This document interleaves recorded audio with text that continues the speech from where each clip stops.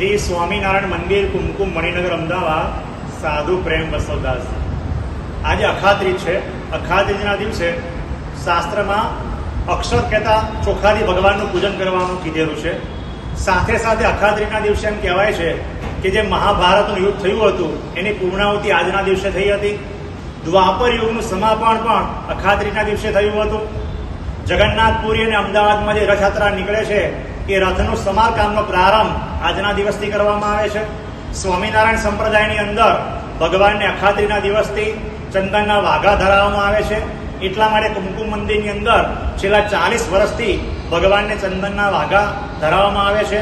આ ચંદન છેલ્લા 7 દિવસથી ઘસવામાં આવતું હોય છે અને લગભગ 5 થી 7 કિલો ચંદનનો ઉપયોગ કરી ભગવાનને નખથી શિખા પર્યંત ચંદનના વાઘા ધરાવવામાં આવતા હોય છે અને ચંદનના વાઘા ધરાવ્યા પછી એ ચંદનની ગોટી બનાવવામાં આવે છે, જેને ભક્તો કપાળમાં તિલક ચાંદલો કરતા હોય છે।